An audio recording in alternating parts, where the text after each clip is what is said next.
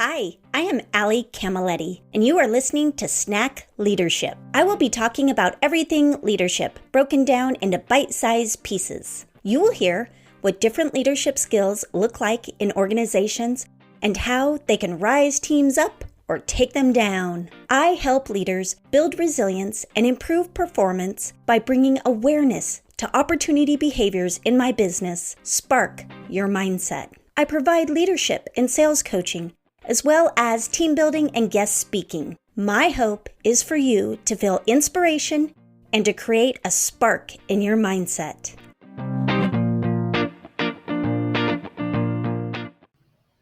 Hi everyone. Today we are talking about pause. A pause is a temporary stop in action or speech.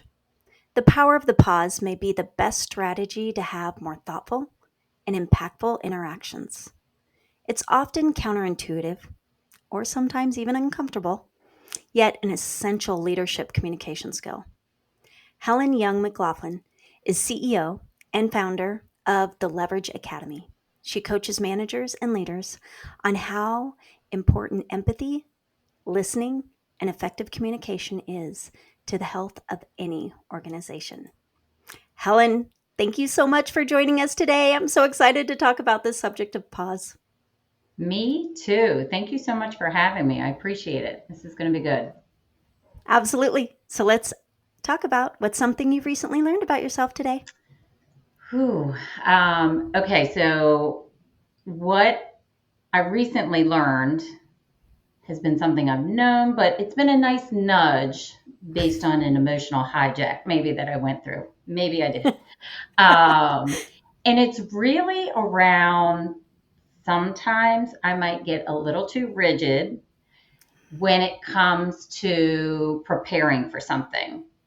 So, for example, I was going to facilitate a 2-day workshop on site with a customer, and I started getting really scripted in my head. I started getting into the mode where I had to over prepare. I was researching way more than I needed to. And what was happening to me personally was I felt it like rigid. Think about it. I felt the tension.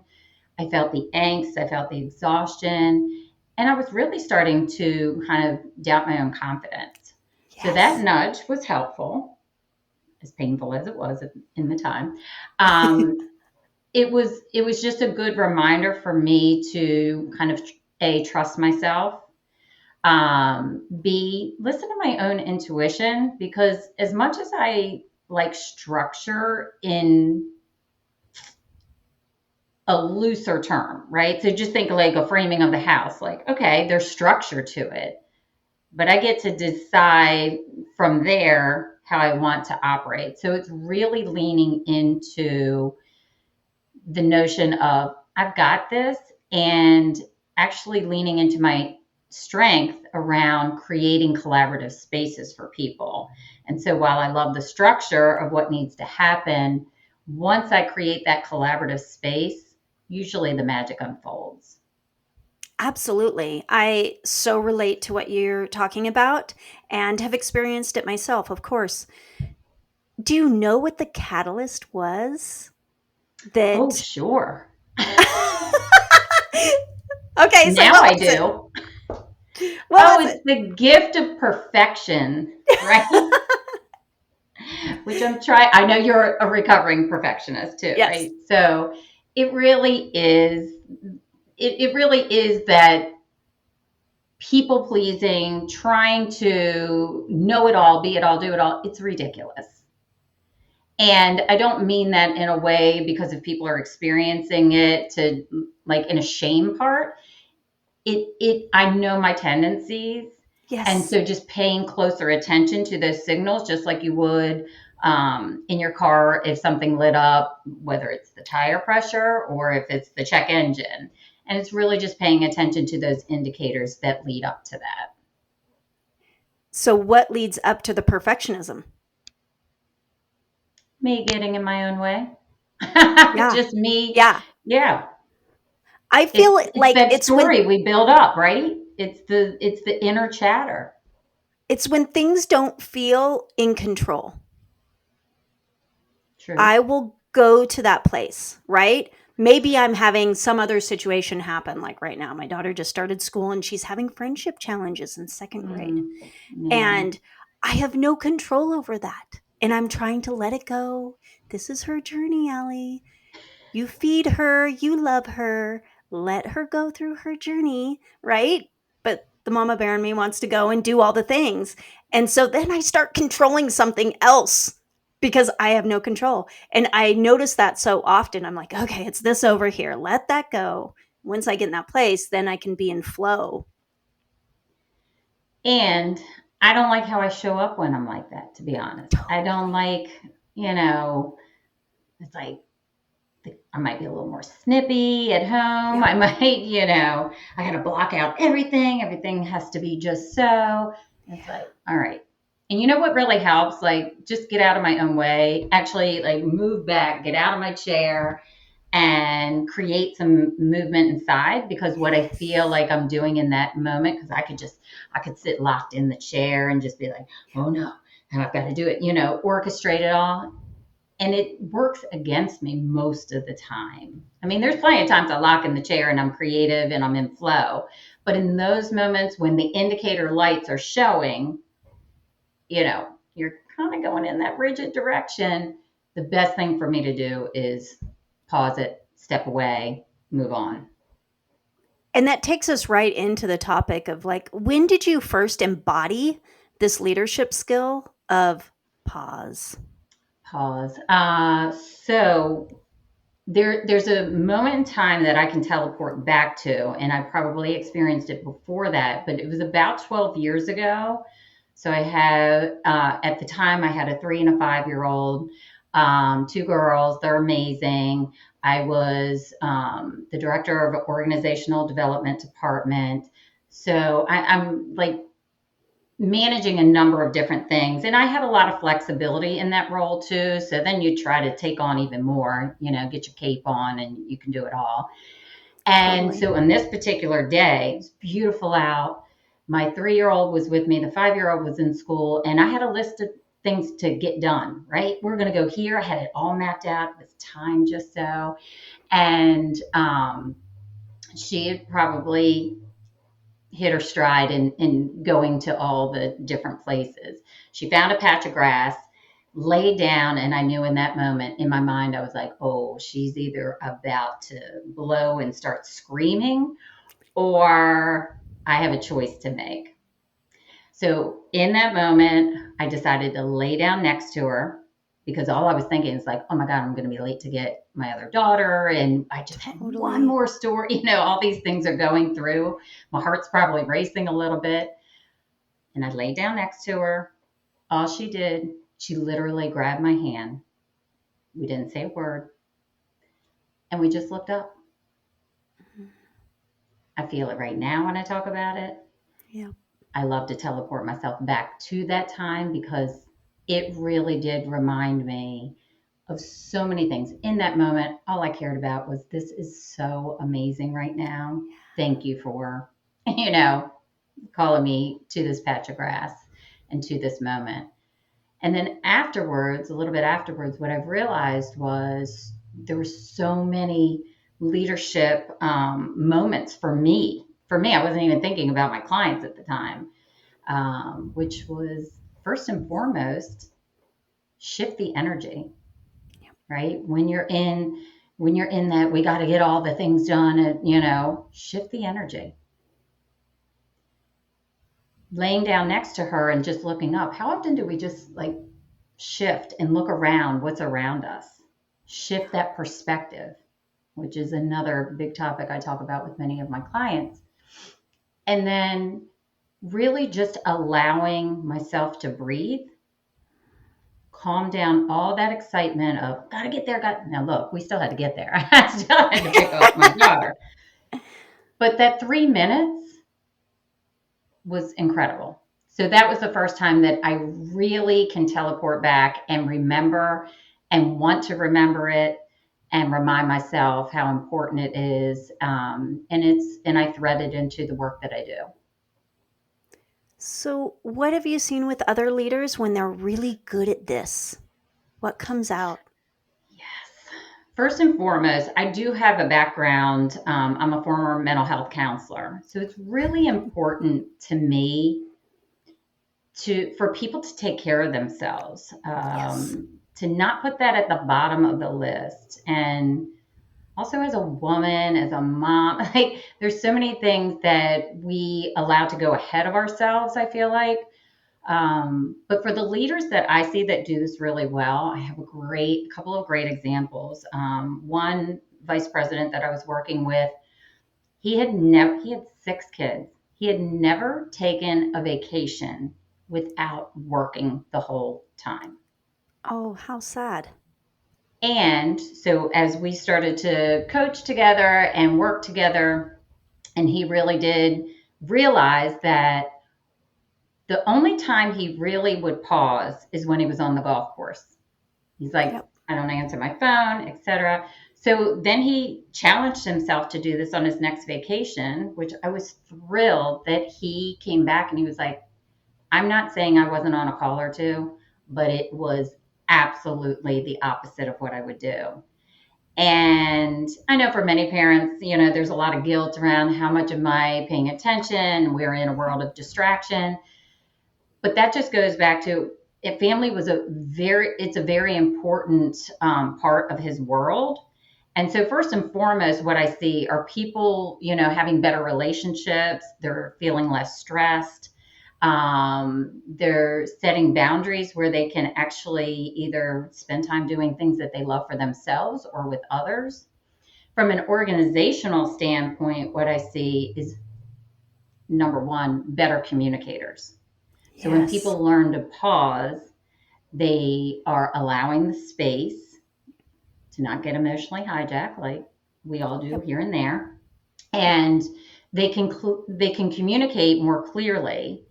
And when you can do that in the workplace, well, guess what? That is a huge like high five in terms of employee engagement. When people know what to expect, when they feel like they understand the messages, when they understand the why around what they're doing, they might not like it, but they understand it. Yes. So those are two areas that I see the power of the pause really influencing the health of the organization as well as individuals, and their own health. So, what do you do when you're coaching people and they see, yeah, I really struggle with pausing? Like, that is so foreign to me. What do you do to help them shift that behavior? Oh, I wish I had a magic wand, Right? and I could just say one thing, but practice over time. That really is true. And I'll say it for myself. I slide back into natural habits. We all do. It's what we know. It's how we were raised, or it's what we're comfortable with. It doesn't mean it's the best thing for us.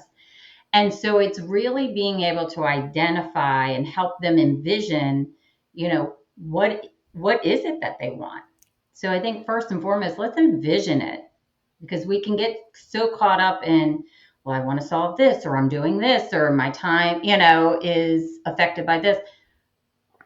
Okay, let's synthesize it. Let's filter it down. So I think one thing I can say is just being able to help people articulate what they want more of, because it's not what I want more of.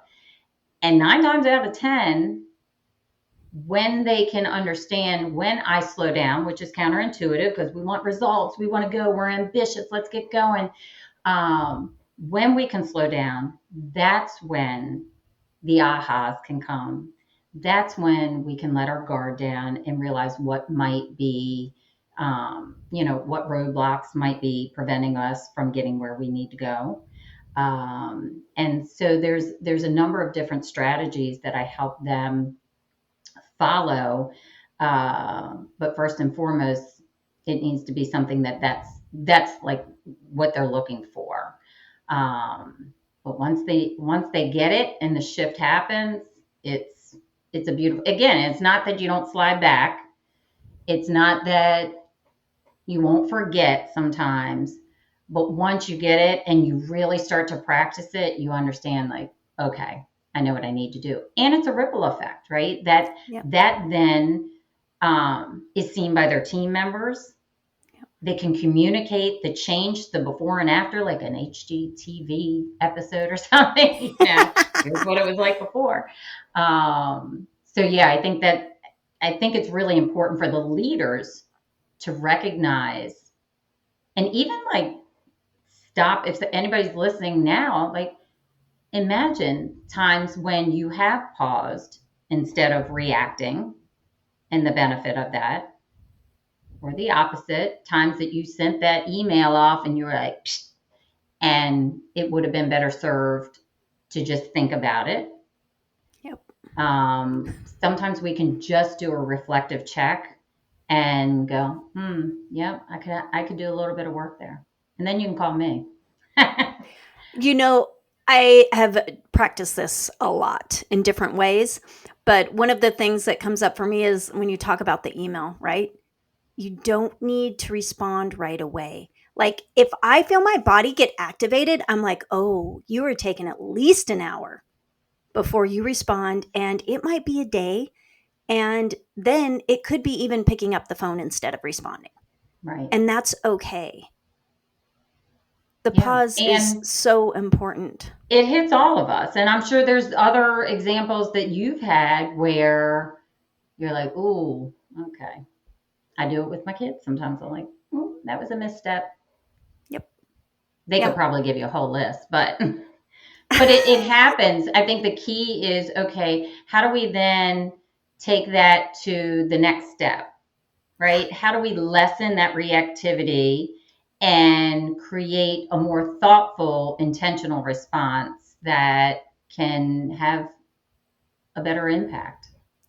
Well, and it creates connection. And we are Thank all you. here Yes.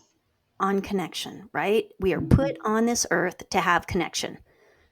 Even if you're an introvert, you still feed off connection. Like Yeah. I am an introvert and I still need connection. And I know when I need connection. And so just keeping that at the base of it. So, Yeah, oh, I love all of this. I think that's a great point because I consider myself an introvert too. I Yeah. recharge on my own. People have some misconceptions. It's a whole nother topic around, what it means to be an introvert. Yeah. Um, but I do recharge on my own in quiet, not being around a bunch of other people. And yeah, it helps me get my energy back so then I can be my best the next day. Absolutely. So, talk to us about a mentor that you've had. So I've been very fortunate to have a couple of mentors who are not necessarily in my exact space or people that I even knew very well. I will say, like, from a stand back, zoom out mentor, I'm looking at you. Brene Brown is definitely at the top. I think she's sassy. I think she breaks things down in a way that people can relate to. So I admire that. But I do have a business mentor who has supported me in so many different ways. And her name is Marisa Corcoran. She has lifted me when I needed to be lifted. She also has that Brene Brown sass, which I love, holds me accountable in a way that's super supportive and really has helped me, especially in, owning my own business, to think of things from a whole different perspective. And one of the things I appreciate so much about her, and there's so many things because she's just fabulous, really is around getting my message clear. Because in the beginning, I was like, well, I'm pretty sure I'm clear. And then I would talk about so many different things. She's like, oh. So she helps people really take that muddied message, get clarity around it, and say it with confidence. And that's been incredibly helpful for me. So good. It's funny when you were talking about the moment on the grass with your daughter, you Mm-hmm. took me to the moment with Brene Brown when she was talking about experiencing joy with her daughter. Mm. And it was the catalyst for me to really dig into joy. And if I had experienced it, if I could remember experiencing it, and to bring more joy. And I feel like for me, pausing and joy are really connected. Yes. They're really connected. I Yes, love I Brene Brown. agree. And I love a little neuro fact too, right? When you pause, you actually allow your brain to cool down. Yes. So if you I've seen these images of when the brain is so activated because we're in overwhelm, like I mentioned Yep. before, we might be emotionally hijacked, it's in the red. But when we allow that pause, it cools down. So guess what? We have a greater ability to be able to make decisions. We have a greater ability to be able to communicate more clearly. We have the ability to be more creative. And don't we want these things in the workplace? Absolutely. Absolutely. Love it. How about a quote that really embodies So pause? it is a Brene Brown quote. Hopefully, I will get it right. And it has to do with the pause. So it's sometimes the bravest and most important. And if I get it wrong, Brene, I'm sorry. And most important thing you can do is just stop and pause, Yep. or stop and breathe. That's it. Scratch it out. So sometimes the bravest and most important thing you can do is stop and breathe.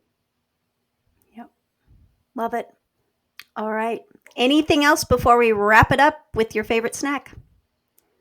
I don't think so. I appreciate this opportunity. I obviously have a lot of excitement and passion around this topic. And I invite anybody, that has questions to just reach out to me directly. I love it. So, what's your favorite snack? I am a salt girl. Bud and Elsie's sea salt popcorn. I get it at Home Goods. I don't know where else you can get it, but I pick up a big fat family size at Home Goods. And yes, I am a big snacker of salty things. So you can't go wrong with that popcorn. I love it. You're speaking East Coast. Yes, I am speaking East Coast. Helen, so important. Thank you so much for your knowledge and sharing with us today. I really, really am grateful for you. Thank you. I'm so glad that we got to connect and appreciate this time.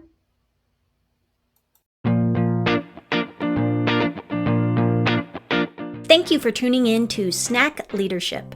I hope you felt inspiration, motivation, and felt your mindset spark. Snack Leadership is recorded and produced by myself, Ali Camilletti, and music by Shireen Amini.